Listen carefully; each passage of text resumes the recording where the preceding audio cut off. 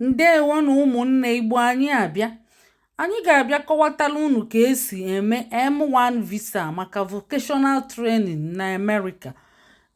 Anyị na-eje mkpagali mụ na ụmụaka Onyenze Squad. Anyị na-agakwa ka mma na-akọrọ unu ka esi emekwa M1 vocational training na America. Kedu ihe ị ga-eme ka ị wee chọta ya?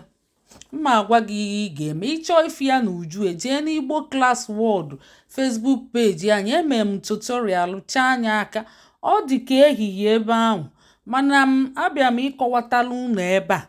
Onye chọzi ịmụta ka esi eme ọ gaba ebe ahụ, ma nke a bụ ekwulekwu ka m ekwu, emere m practical ya ebe ahụ n'Igbo Class World ka m mee practical ya, gosicha onye ọbụla kedu ihe m mere practical n'ebe n'Igbo Class World nke Facebook page anyị. Ebe a na-ekwulekwu abụ Igbo anyị abịa, biko onye chief ya o jee n'Igbo Class World. Kedu ihe bụ M1 a? M1 bụ non-academic study a na-eme na America. Nke a bụrụ nke academic, ọ bụ ndị gụrụ passing 6 ma ọ bụ ndị gụrụ college, nya bụ middle school college, nya bụ secondary ka nkụzi enye secondary, ma ọ bụ na iji NECO ma ọ bụ WAEC ịdị qualified itinye mana ihe ọzọ dịkwa na ya bụ ihe akwụ ụgwọ akwụkwọ, ụgwọ visa, ụgwọ application fee.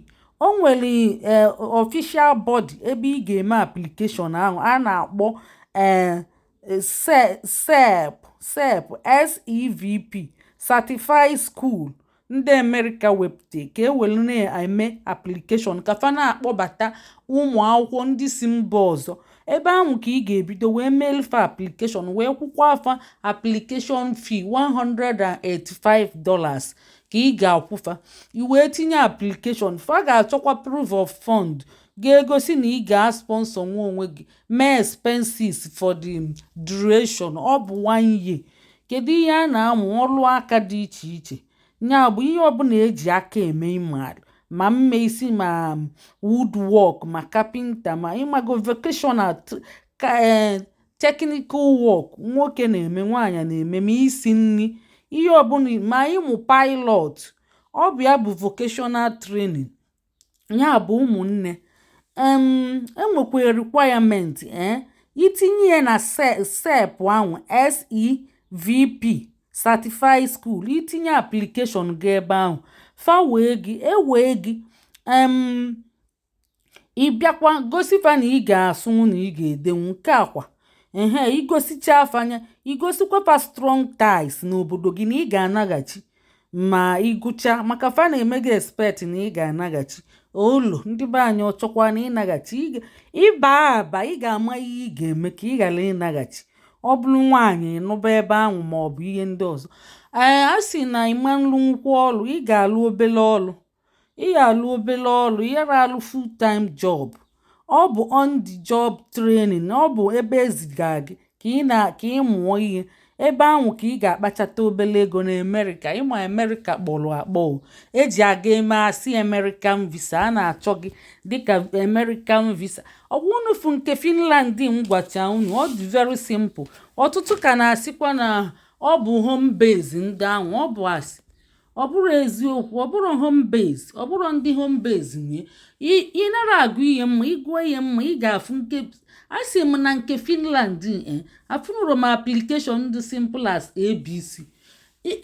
Anyị showchara ihe niile, tinyela unu link ya, tinyela unu vidiyo, gụọ agụ, agba. Ọtụtụ ka na nọkwa na comment section na-eme na ọ bụ for ndị base go, ndị nọ dị already.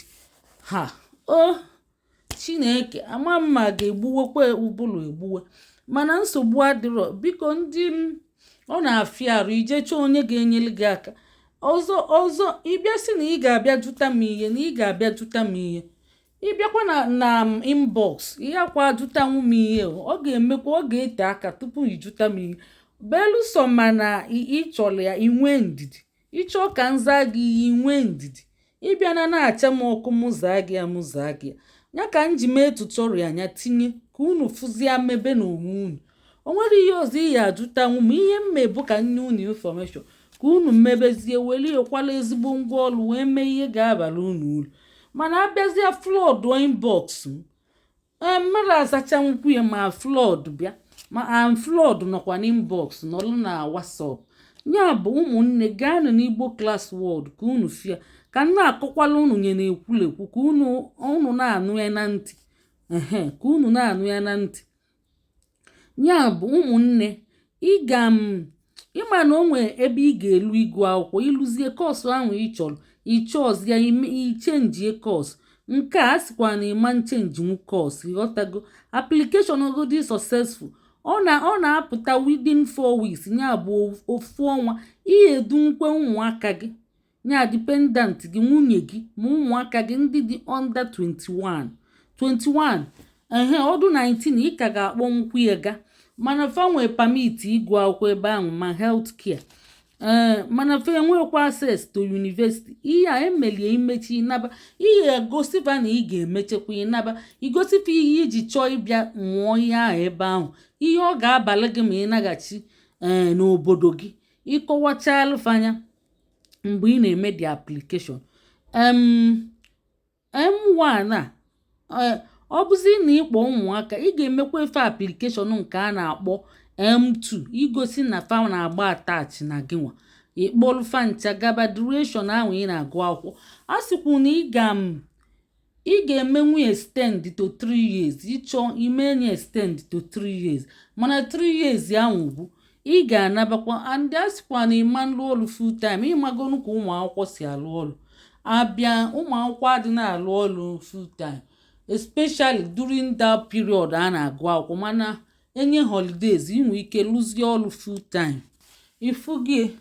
So ụmụnne onye ọbụla na-etinye akwụkwọ aghala maka na itinyeta akwụkwọ ọ balị gị ọ ya adị mma nke ọbụla pụta nke anyị fụ anyị ga na-atụpụtakwala unu nke ọbụla dị nke ọbụla kpọọ gị gaba obodo oyibo niile dị mma ma nke Finland a ụfọdụ na-asị hey English abụrụ their first language fa na-akwa asụ English ka m si ga-eme hey efuo m ka m gaba nnọọ Canada na US tinyebe nwanne m tinyebe ebe niile ọbụla ifuru na-aghanye ukpo ọ ga-agachata ihe nke a agachatara nke a agachata na-aghanye ukpo nke a agachatara nke ga-agachata ebe niile nke ọbụla pụta n'isi gị gaba ụmụ Europe niile sọsọ ọ bụkwa sọsọ UK na-asụ English na Ireland ndị ọzọ about 40 something countries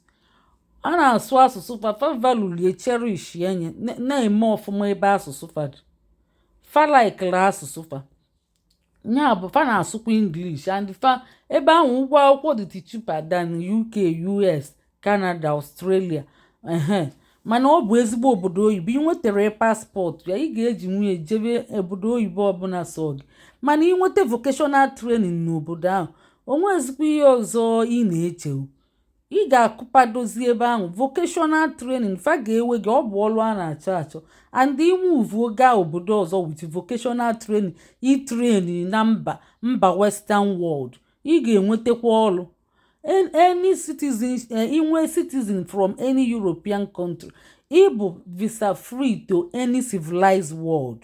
Ụmụnne nke gazili gị pụta gaba ọ bụ Germany pụtara gị gaba ọ bụ Finland pụtara gị ọ bụ ezigbo obodo oyibo so nke anyị achọrọ ọ bụ nke abụrụ ezigbo ebe ụmụ nwanne anyị na-ata afụfụ ebe a na-akpụ isi n'ala GCC country, Middle East country, Asia country. Onye otu anyị onye be anyị chọọ ige anyị mara anyị rụba ya ka egbe anyị tibe mkpu anyị bebe akwa o nwekwa Europe ndị adịrọ mma a na-abụ abịakwa anyị tibe mkpu anyị bebe akwa ma Turkey ma Cyprus ma Poland dị mma na ị ga-esi nwunye baa ezigbo Europe dị mma ma Cyprus ukwu na nke nta ma Turkey ma Tunisia unu aga n'ebe ahụ ụmụnne unu aga nata afụ ebe ahụ unu kese ihe anyị biko nye na anyị akara ịfụnanya anyị elutego ebe anyị na-eje ụmụaka Onyenze nọ na-akpakọrịta ụka unu afụgo squad Onyenze fa nọ na-enwele onwe fa aṅụrị maka na obodo dị mma, o nwere onye na-achọ okwu. Ngwa kesaa enyi enye na anyị akara ịfụnanya ka emesịa.